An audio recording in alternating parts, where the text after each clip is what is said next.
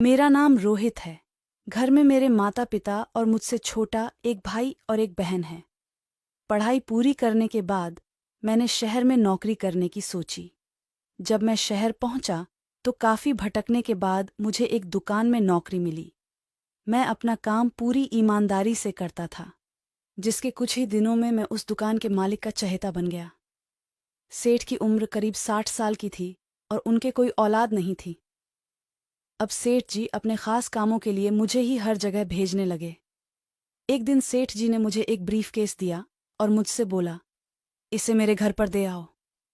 जब मैं सेठ जी के घर पहुंचा और मैंने डोरबेल बजाई, कुछ देर बाद दरवाज़ा खुला। जिसने दरवाज़ा खोला उसे देखकर मैं हैरान रह गया। मैं अपने आने की वजह भूल गया। मैं उसे ही देखता रह गया। वह नींद में उठकर आई थी। आंखों में नींद की खुमारी थी। उसके ब्लाउज से उभार दिख रहे थे। साधी का पल्लू नीचे गिरा जा रहा था। उसका पल्लू हाथ में था। सारी फिसल गई थी। इससे उसकी नाभि दिखने लगी। उसकी पतली कमर मानो रस से भरी थी। थोड़ी देर में मैं संभल गया, मगर आंखों के सामने खुली पड्डी खूबसूरती को देखे बिना कैसे छोड़ेगा। मैं कुंवारा था। मेरे दिल में गुदगुदी सी पैदा हुई।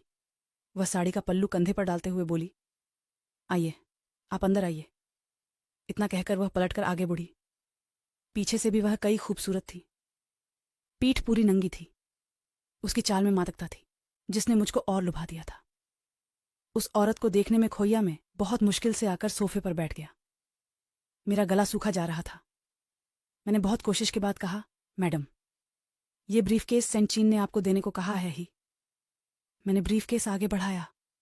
अब इसे मेज पर रख दीजिए। मैंने बोला, जी, आप तेज धूप में आए हैं, थोड़ा ठंडा हो जाएगा।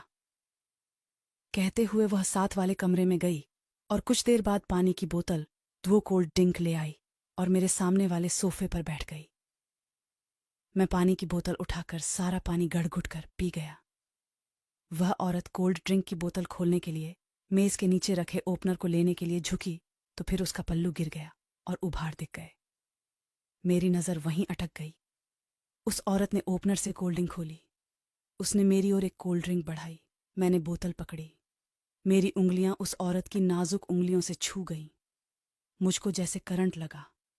उस औरत के जादू और मादकता ने मुझको घायल कर दिया था। मैं खुद को काबू में न रख सका और उस औरत यानी अपनी सेठानी से लिपट गया। जब उसने कोई विरोध नहीं किया तो मेरी हिम्मत और बढ़ गई। मैं उसको बेहताशा चूमने लगा और धीरे धीरे वह भी मेरा साथ देने लगी। मैं उसको उठाकर कमरे में ले गया और बिस्तर पर लिटाकर उसके कपड़े निकालने लगा। फिर हम एक दूसरे के आगोश में हो गए और धीरे धीरे एक दूसरे में समा गए। जब हम शांत हुए तो मैं बाहर आया और वापस जाने लग रहा तो सेठानी ने मेरे गालों को चूम लिया। मैंने उससे पूछा कि सेठ तो इतने बूढ़े हैं और आप इतनी जवान। तो उसने बताया, मैं सेठ की दूसरी पत्नी हूं। मैं सोचने लगा कि सेठ तो वैसे ही बूढ़ा है। अगर मैं सेठानी को ऐसे ही खुश उखूंगा जो सेठ के मरने के बाद ये आरी दौलत मेरी हो जाएगी। यह सोचते सोचते मैं खुश होकर वापस दुकान पर आ गया। इसके बाद मेरा सेठ मुझे रोजाना दोपहर को अपने घर ब्रीफकेस देकर भेजता था। मैं मालकिन को ब्रीफकेस सौंपता और उसके साथ खुशी खुशी हम बिस्तरी करता। बाद में कुछ खा पीकर दुकान पर लौट आता। इस तरह 5 महीने बीत गए। एक दोपहर क्रो में ब्रीफकेस लेकर सेठ के घर आया और कालबेल बजाई, पर घर का दरवाजा नहीं खुला। मैं घंटी बजाता रहा। 10 मिनट के बाद दरवाजा खुला। दरवाजे पर मेडी सेठानी खड़ी थी, पर एक आम घरेलू औरत जैसी आंचल ओढ़कर घूंघट डालकर। उसने मुझको बाहर ही खड़े रखा और कहा, रोहित, मुझे माफ करो। हमारे संबंध बनाने की बात से जी तक पहुंच गई है।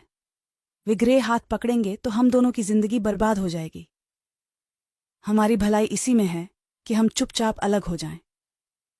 आज के बाद तुम कभी इस घर में मत आना। इतना कहकर सेठानी ने दरवाजा बंद कर दिया। मैं मानो किसी खाई में गिर गया।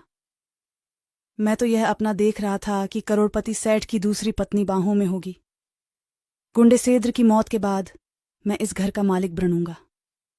मुगरर मेरा सपना ताश के पत्तों के महल की तरह तेज हवा से उड़ गया।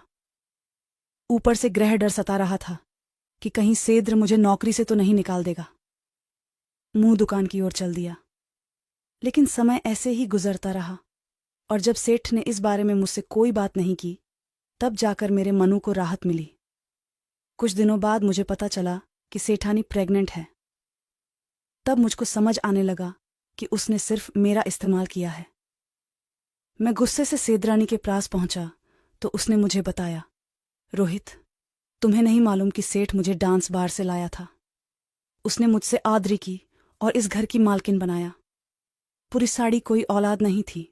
मैं सेद्र को उपहार के तौर पर बच्चा देना चाहती थी। सेठ ने भी मेरी बात मानी। हमने तुम्हारे साथ नाटक किया।